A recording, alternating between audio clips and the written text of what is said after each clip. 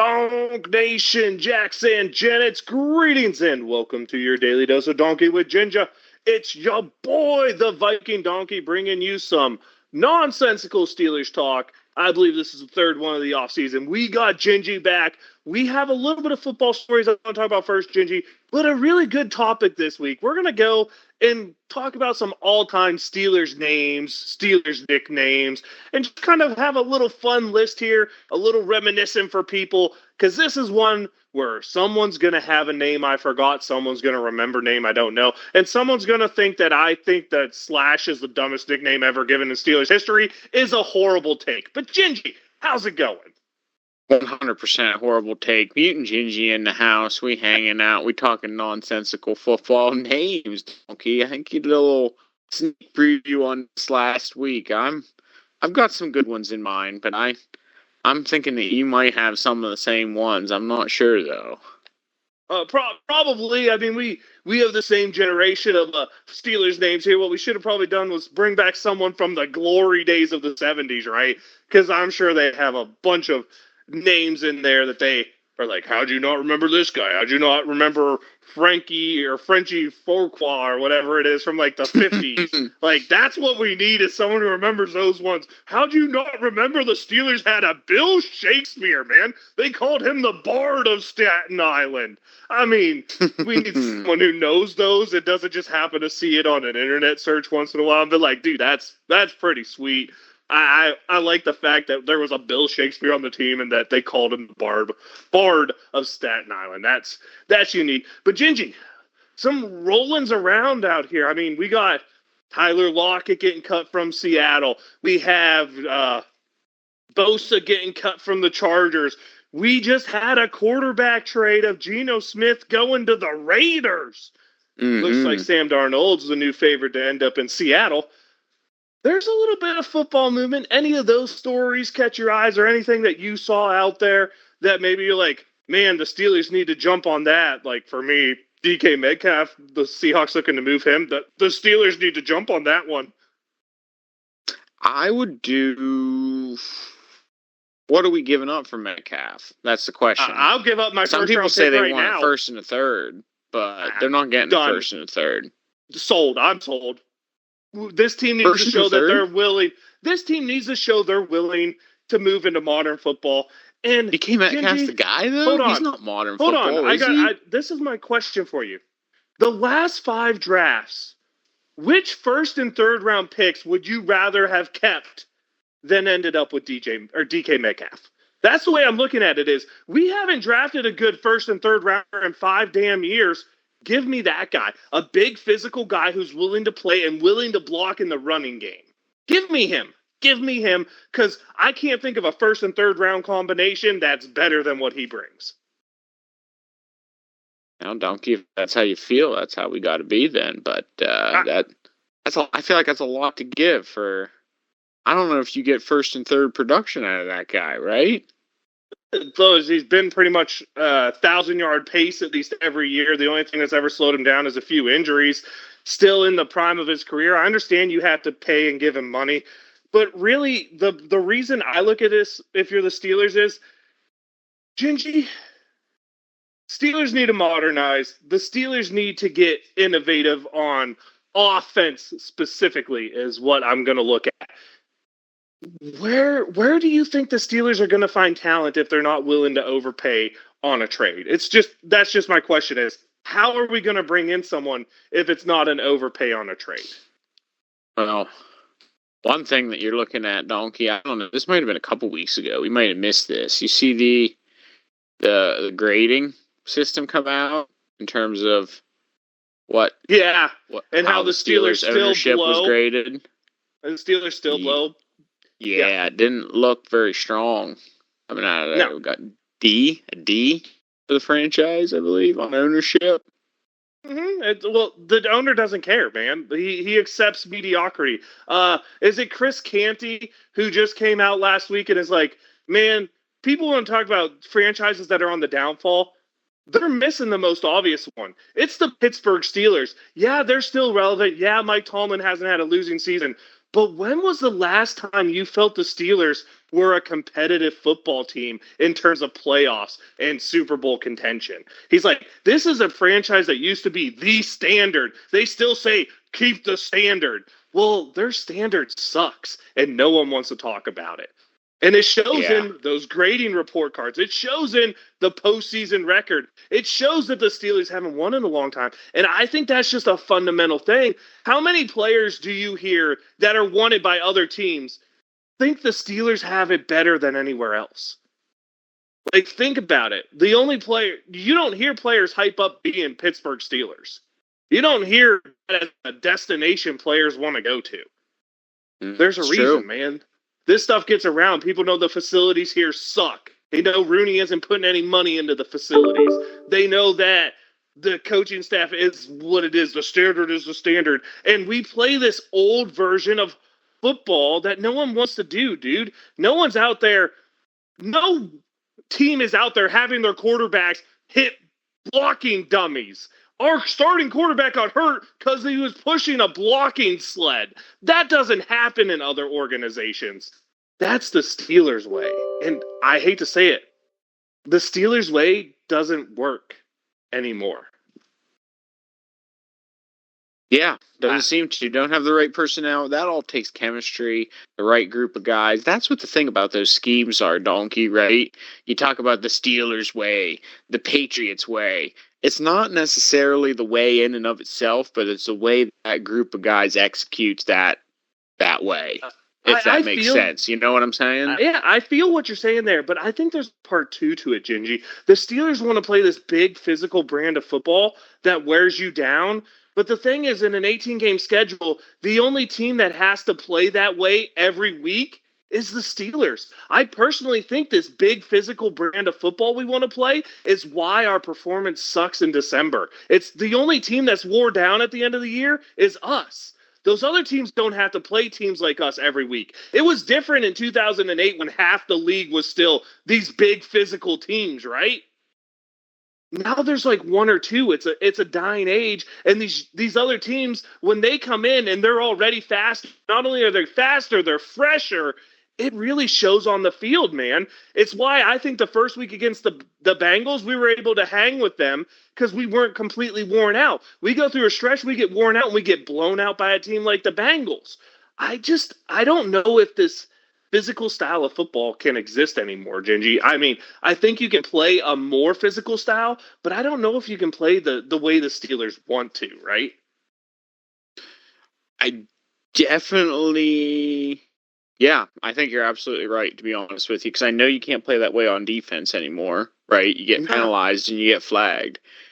And, you can't play that way on offense anymore. You can't score enough points. Keep up with track meets.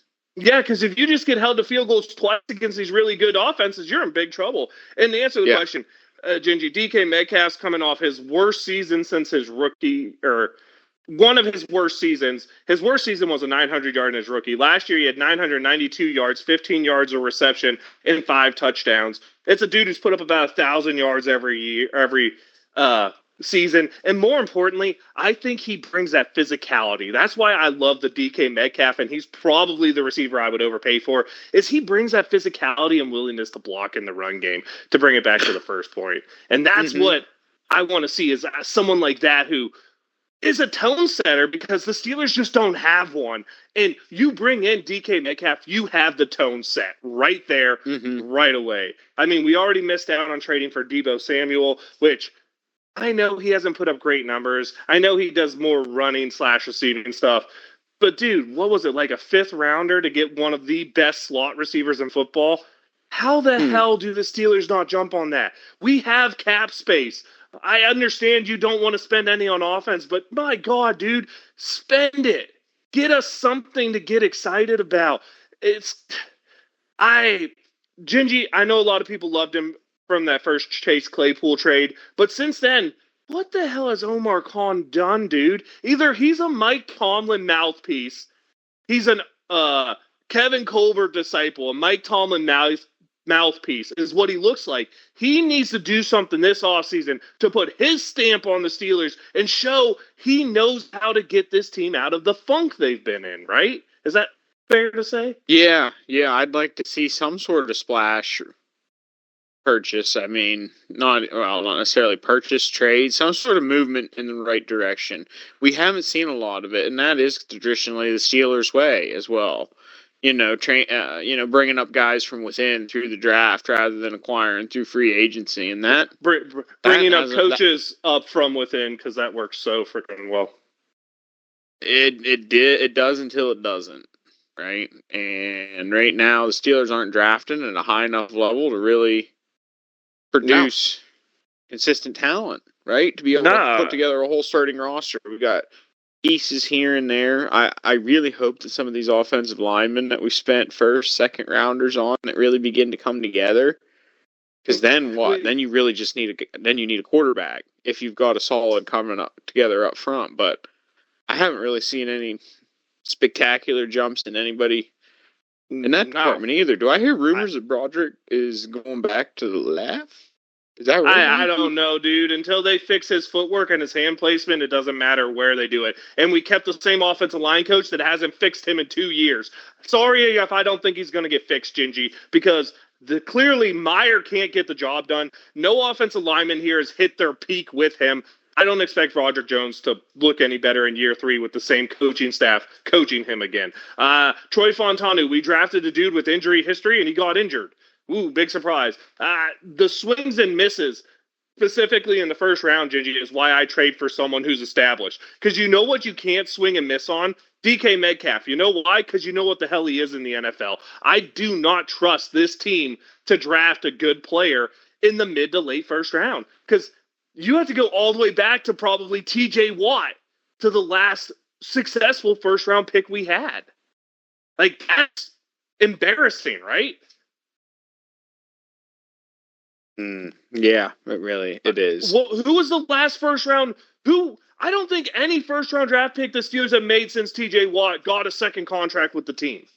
Like, that tells you all you need to know about this team's ability to draft. And everyone can say Kevin Colbert was in charge of most of that. Who was Kevin Colbert's right-hand man the whole damn time, Gingy? Omar Khan. Why do you think Omar Khan's going to be different than Kevin Colbert? That's what I have to ask Steeler fans is, why do you think a dude who was brought up in the Steeler way, was hired because he knows the Steeler way, and his first 2 years has been the Steelers way, is going to do anything other than the Steeler way? Doesn't seem very likely, does it? No. But any other fun topics there? We'll get the last note on what you think of the way they need to go in that, and then we'll get into some fun names. How about that? Yeah, I see that we're, as we do every year this time of year, talking to a bunch of folks from colleges to combine what we were looking. What's that guy's name from Arizona? Scatibo? Cam Scataboo? Scataboo? What? Oh, dude, I love me some Scataboo, but dude, if he's drafted before the third round, we overpicked. But I love me some Scataboo, man. That dude plays hard. That's what I was hearing about this week. That's who we're talking to out there. So, but I don't know. You're in for a running back. Is that the heir apparent to the Najee replacement, or what here? I don't know, man. Really, I don't want to draft a running back early. I'd rather just sign one of these mid-market guys who's going to be out there, because there's too many holes to focus on running back. Draft a guy, and I know people are going to hate this analogy, but really the guy I look for is in the 5th round, you can get a guy like Ollie Gordon, who is very much Benny Snell Jr., okay? Great college numbers, big running back, slow.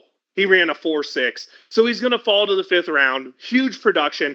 But the reason I say look at a guy like Ollie Gordon is the Steelers have struggled in short yardage. Ollie Gordon has one of the best success rates on carries where he needs 2 or less yards. He's one of the most successful guys in that. You don't need speed for that. I would look like a guy like that. I don't trust the Steelers drafting early running backs because, one, you don't draft running backs early. Donkey. 2, I don't think there's a Saquon Barkley in this draft, man. There's not a Christian McCaffrey. If there's not one of those guys, don't draft one before the 4th round. I agree. Don't need it. All right, now let's get to some fun names in here, Gingy. I really want to start this list the opposite of the way we did it.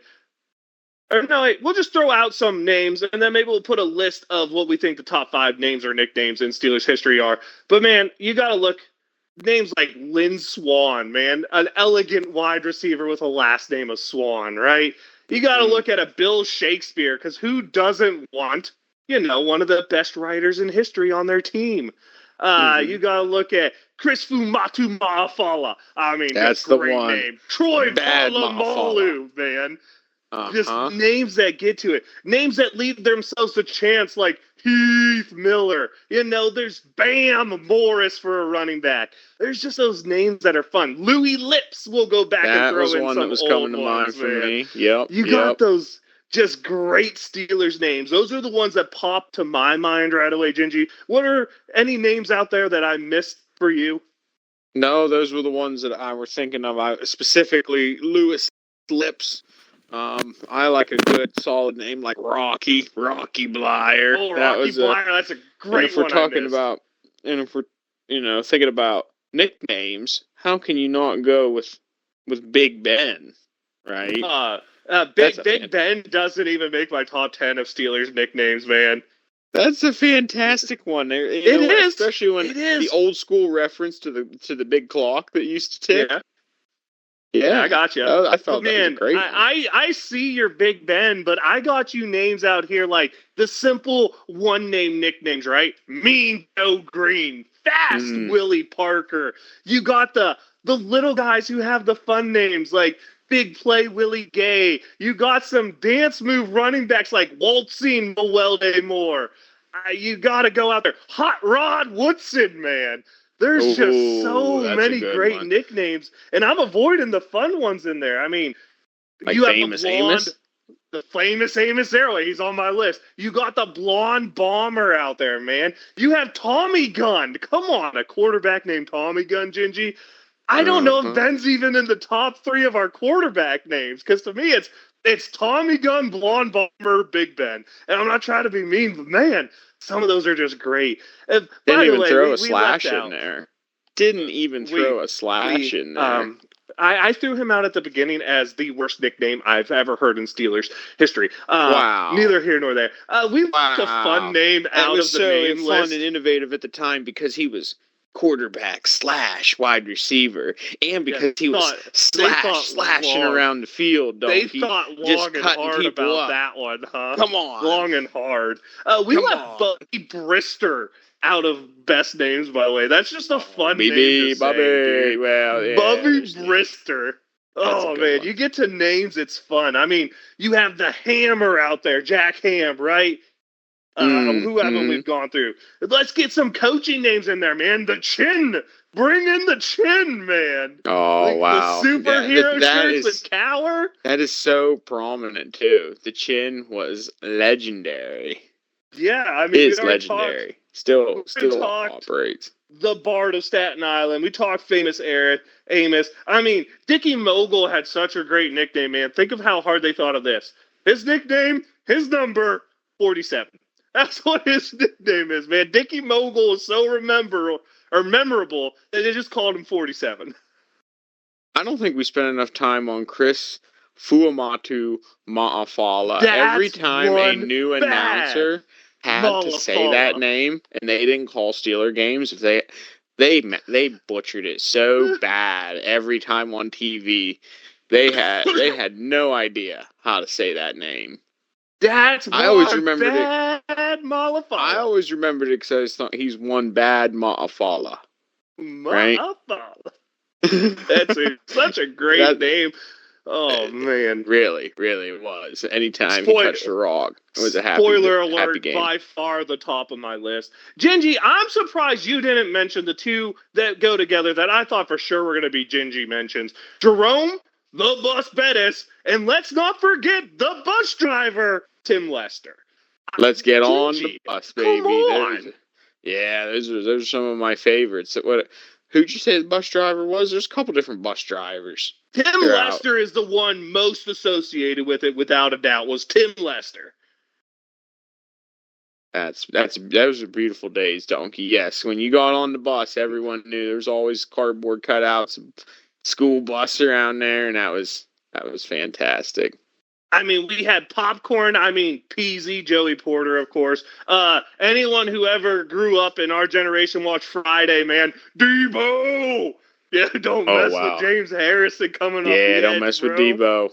Oh, Debo gonna get you.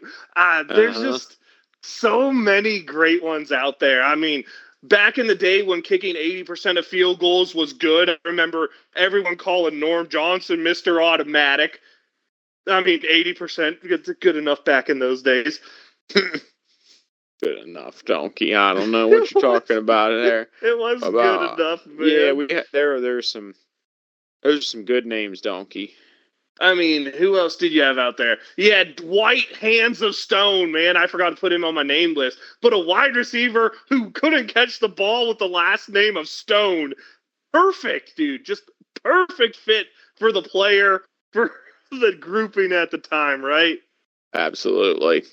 I mean, Hubba Bubba, right, was Will Blackwell. That's one of the first nicknames I remember in Steelers time from when I was growing up. For some I reason, don't that one remember that always stuck one. with I me. remember Will Blackwell, but I don't remember that nickname. That's interesting. That's one I remember hearing him. That's one that'll always stick.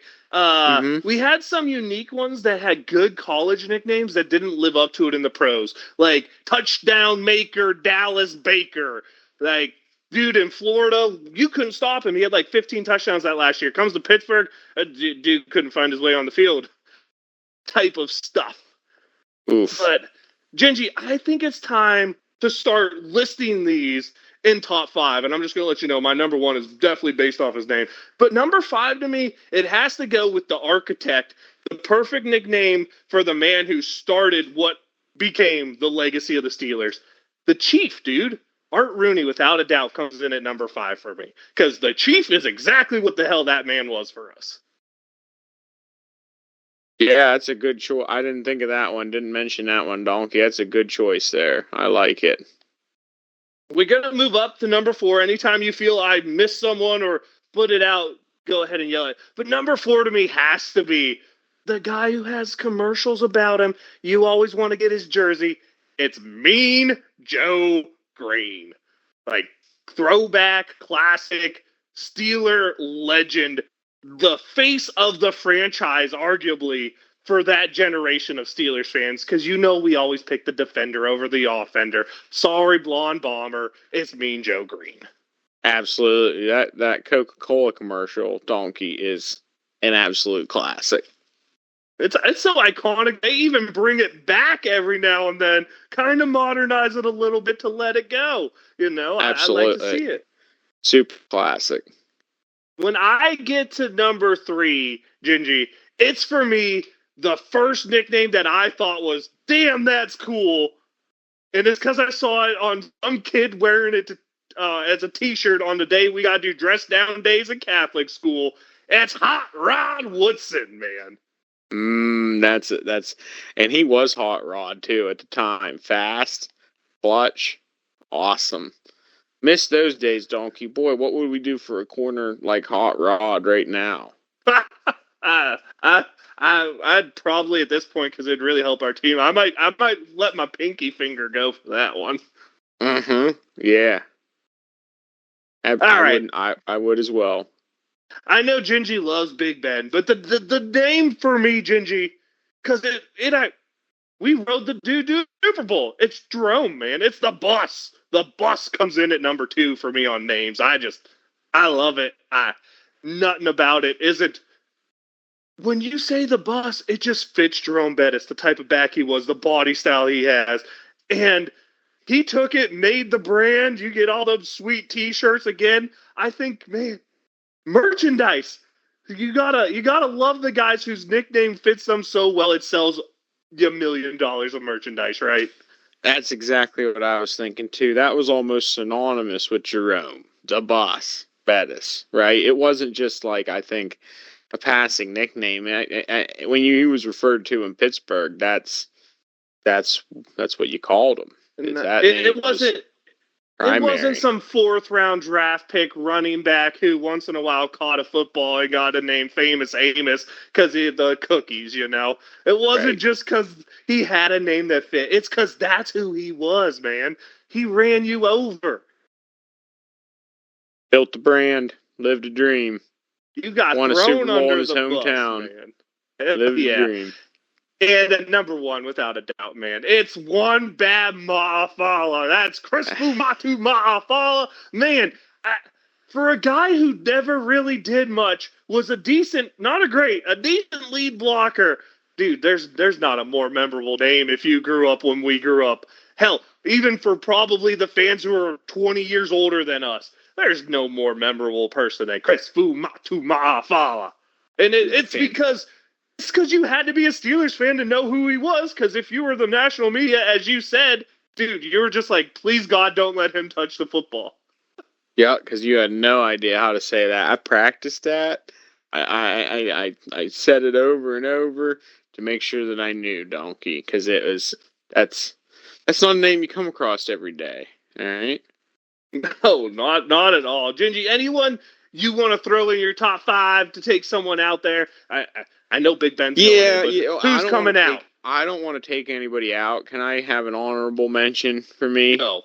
Because seriously, the bus, when it comes to running backs, that takes the cake. I really can't have an argument anywhere else. But I would be remiss if I did not mention Fast Willie Parker. I love Fast Willie. Blowing open a 70-plus yarder in the Super Bowl when the dude's nickname is Fast. And he was looking super fast on that play, right? Like cooking DBs on that play. Oh my gosh. Like, it wasn't the Steelers' way at the time. We have all these discussions about the Steelers' way nowadays and how it's ancient and whatever. That was the heyday of the Steelers' way, right? And when you transition to Fast Willie Parker, everybody was like, ew, he can't carry the ball 20 times a game. That's what I remember. Durable. He can't do it. No. But like that, and then you were able to see him pull off a play like that in the Super Bowl. That's iconic. Goes down in Steelers history.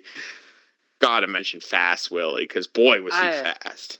I agree, dude. I love those, and I said it before. I love those one-name nicknames that just fit the player, man. Fast Willie Parker, to describe that not little, because he was 6 foot, 210-ish. He was a bigger guy, not big for that time, but modern day running back, he'd be a decent sized one. To name the little kid out of North Carolina who runs a 4.3 something, it's a perfect one, man, and it fits him so well. Those single name monikers are great, like the Cheaper, Rudy, Mean Joe Green. Like I said, I am a sucker for those perfect one-word fits ones. Man, just one word fits the player. Yeah, you gotta love them.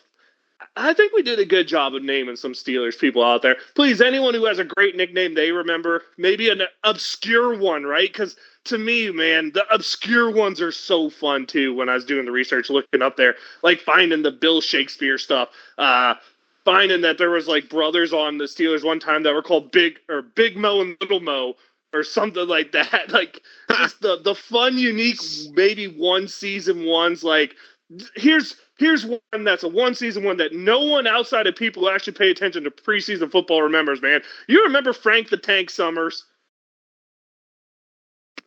I don't think I do. Mid 2000 or like to 2010 to 2020 range, somewhere in there. A fullback / running back guy when the running back or the fullback was dying, had a huge preseason for the Steelers. Frank the Tank Summers, man. Just those weird, obscure names. If you know one, please leave us the comment. Tell us where we messed up. Tell us what you think of the list. I think is a pretty good one in there. Got some just based off their name people. Got some who has sweet nicknames type of people. Gingy, anything you want to say before we roll this out? I don't know, Donkey. It was pretty nonsensical. I think that it's pretty enjoyable, though. Thinking that we're gonna get value back on first and third. I don't know. We need a draft, Donkey. We need a scenario where a first and a third would be an overpay for DK Metcalf. We need a draft like that again. Fair enough. Did you have a shout out for this way to go? Nah, I'm not interested in that. All right, my shout out is to the best name in Steeler history, Chris Fumatu Ma'afala. Great to bring back the memories. Be happy. I'm not going to let Gingy's trying to bring me back into Steelers talk make me sad. This is nonsensical, and I'm having fun with all these lists and reminiscing of the good times. So, Donk Nation, Steeler Nation, I am the Viking Donkey. It's Viking underscore Donkey on Twitch and Twitter. Your daily dose of Donkey Ginger is the awesome YouTube channel where you get only weekly content because, the naming really works well there. Good job, Donkey. Pat on the back. Gingy, let him know. Mutant Gingy in the house. We talking football. We chilling out. Holy smokes, folks. This is going to be a long off season, don't you think? Right? Donkey. We had another list next week or what? Give us a preview. Heck yeah, we do. What do you think we should go on, Gingy? So far, I've done best tight ends, best running backs, and best names. Where should we go next? Hey, leave it in the comments if y'all know. All right? Mutant Gingy in the house. We in, we out. Let's go. Here we go, Steelers.